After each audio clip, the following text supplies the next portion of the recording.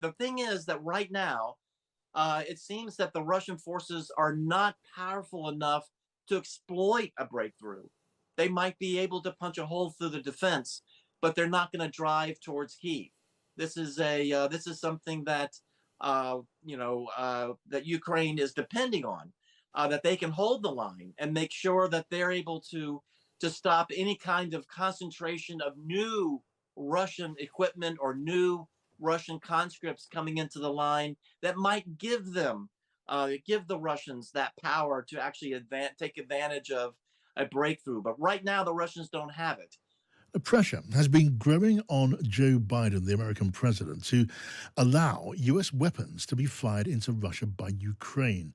America has been left pretty isolated in its current refusal to allow that after France and Germany relaxed their rules somewhat. Speaking to me yesterday, the former US Deputy Assistant Secretary of Defense under Donald Trump, Elbridge Colby, gave us his view on the US's position. The consequences of a war with Russia today are far graver than they were when 58,000 Americans died in the Vietnam War. Yeah. But we're now in a situation 2 years in a war of attrition with Russia. President Obama himself said that the Russians care more about Ukraine than the Americans do. And the Russians have succeeded. Their army is larger than it was at the beginning of the war, according to General Cavoli. Yeah. Their military industry has been revitalized, unfortunately. And now we're escalating the conflict. What is the strategic logic? I've been telling American reporter friends and putting it on Twitter. Has the administration clarified this? This is a potentially epochal decision. Well, so that's the view of a Donald Trump senior supporter against the relaxation of the restriction on the use of American weapons. The former Deputy Secretary of Defense for Europe and NATO under Barack Obama and Joe Biden, Jim Townsend, is on the line now. How to you, Jim? Hello, how are you? And well, thank you for joining us. So, a lot of pressure on America, on Joe Biden, to allow Ukraine to fire these American weapons into Russian territory over the border. Do you think the president will agree? Well, he is slower to take up these challenges than some of his allied counterparts. It takes UK or France to move ahead first before the U.S. goes along with providing aircraft or providing tanks, these kinds of things. So if that pattern holds, Biden will come along, but he'll be behind a lot of the European leadership. And my expectation is he'll come along. I think this is a lot of pressure on him. And it seems, too, that the Russian offensives are based coming up there around the Kharkiv area, and there are major concentrations of Russian forces getting ready to go into that northern area. And that kind of threat and the target that it presents, it's hard to sit back and say, no, you can't attack those targets of forces that are getting ready to cross the line into your country. Yeah. It's harder to say that to Ukraine. So Joe Biden has been following, hasn't he, sort of double principles. One of them being to make sure Russia doesn't win the war. The other one being to avoid extreme escalation of the war in Ukraine. So you reckon in his mind at this point that balance will have shifted or will be shifting? Well, I think that's right. I certainly don't know what's going on in his mind, but I do know that his people on the National Security Council and other places in the administration, I know they're talking about the use of these long-range attack missiles to be fired into Russia. I know that's being discussed now. Yeah, that's something that is a hopeful sign that maybe there'll be a positive conclusion afterwards. and as you say, Ukraine under enormous pressure now, and we wouldn't be talking about American missiles being fired deep into Russian territory. It's about those missile launchers just across the border. Well, that's right. I think the most immediate need for those missiles is to break up a concentration of forces that might be used to go into the Kharkiv area from the north. But I believe the administration is going to have a more holistic view and say, well, if we're going to make a decision, we have to understand that that means that the Ukrainians could also use that to strike deeper into Russia. Perhaps electrical grids, petroleum nodes. There's other targets that conceivably Ukraine could use those missiles to strike that are deeper into Russia. And the concern is, does this escalate things, and will we be faced with some other kind of threat coming out of coming out of Russia. So that's what they are debating right Yeah. now. And do you imagine that Joe Biden would go that far? I mean, I guess hitting military targets, rocket launchers and so on, that's one thing, military installations, but hitting energy hubs or depots, civilian targets, if you like, that would be a step further, wouldn't it? Well, it would be, and that could be part of a deal that's struck, which is these can only be used to hit specific military targets, not dual use, civilian military, but just military. And so that might be part of a deal cut with Ukraine. But overall, it's what strikes so many people as wrong is tying the hand behind the back of the Ukrainians so that they only have one free hand within which to fight this war. We're just making it harder for them to hold back this Russian offensive, and so this pressure is becoming pretty intense, not just from people who are Ukraine hawks, but from those who are also saying, the time has come to let them do what they can to defend themselves, Yeah. and not just tie their hands behind their back. Is it your view that the nuclear saber rattling that we've heard from everyone in Russia, in the Kremlin, from Vladimir Putin down, is just that it's bluffing? Is that a bluff worth calling? Well, if for sure, we've been hearing this for a long time, and is it a bluff?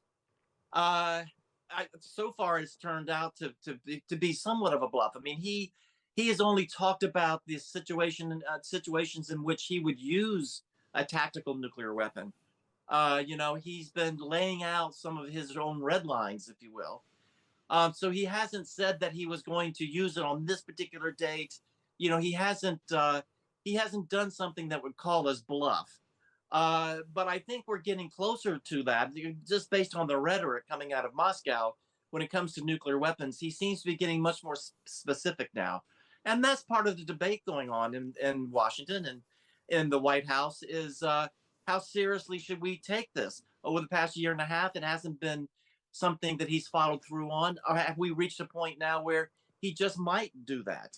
Yeah. And that certainly sharpens that debate in Washington. It's I guess a difficult decision to take and a delicate balance to strike. I'm thinking of other targets now, for example, across the border, such as Russia's surveillance systems that they use to scan the skies for incoming missiles. That's part of the strategic power balance, and America has been, and Joe Biden has been wary about the idea of those becoming targets, Jim, hasn't he?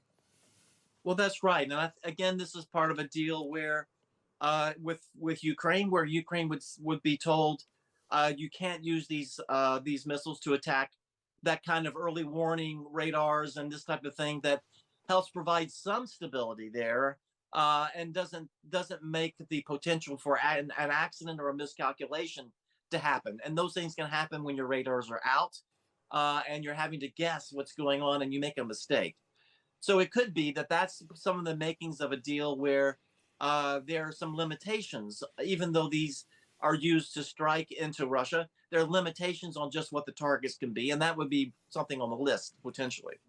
Now, in your view, looking at the battle map, this fighting that's going on towards and around Kharkiv, is this a stage of the war that could be a turning point? Could the balance of the war be at stake in this particular part of the war?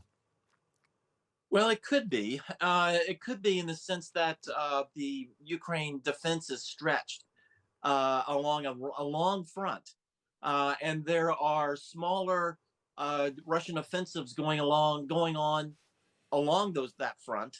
And so, if the Ukraine has to move forces from one part of the line to go up to the Kharkiv area, thereby causing the southern area to be even more thinly defended, that's going to cause a problem down there in the south. And if that's an area that the Russians can exploit, can knock through a thinly held bit of the line, and envelop the Ukraine defense, that would be big. But the thing is that right now, it seems that the Russian forces are not powerful enough to exploit a breakthrough.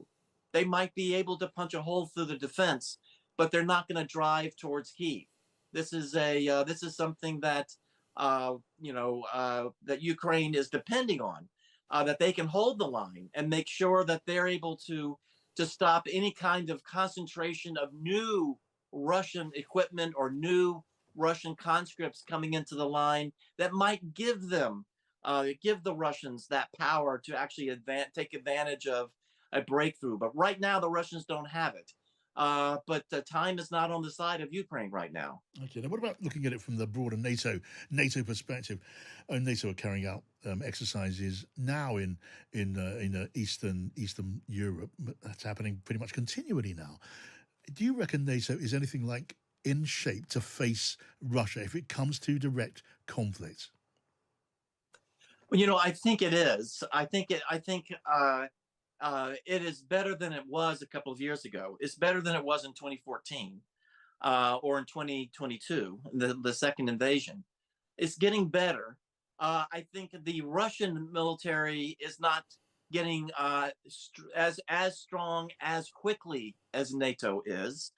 So I feel right now, given the level of exercises and the level of attention that allies are paying to beefing up their militaries, I think we're getting stronger. And I think right now the odds are in the favor of the alliance to be able to deter the Russians from doing something. I mean, if we look at the situation in Ukraine right now, the Russian military has not been able to punch through the Ukraine lines, and NATO has many more resources and is much stronger than Ukraine is. So I think right now NATO is in a pretty good position and getting stronger, while the Russians are having their forces, diluted by losses going up against Ukraine. They're being attrited, as they say, and so the Russian forces are not getting stronger. Instead, they're having casualties just in fighting Ukraine. Now, I'm assuming I mean, there's an American election coming up, such an important American election coming up, and I'm assuming your sympathies are with the incumbent president Joe Biden. We know that the challenger Donald Trump has a very different view of these matters. He puts far more emphasis on the Pacific theater than the European theater, and the European partners and allies of NATO are naturally concerned about that. I mean, how worried should they be, do you think? Well, I think they cannot take for granted that they know what the future is going to hold based on this election coming up in November. It's going to be very close. We don't know what the outcome is going to be. It's still a number of months away from the election, so a lot of things can happen. But we don't know what the outcome is going to be. And so, if I were a European head of state and I was trying to hedge my bets, I think I'd be talking very closely to my European partners at NATO and to the Americans and trying to figure out, should Trump win, what might he do in terms of U.S. forces that are postured in Europe? What might Trump do concerning his relationship with Putin, which was a very close one in the past? And try to hedge, because if the U.S. were to disengage somewhat from NATO because of Trump, or if the U.S. had to send some of our European forces to the Pacific, it'll leave gaps that the European nations will have to fill. And so my concern is that Europe right now, not waiting for the election, but right now trying to figure out, if the U.S. were to pull down some of its forces in Europe, Yeah. where would those gaps be, and how can they be filled by European forces? Can that job be parceled out to European allies in terms of who needs to provide what to fill a gap left by the United States? All right.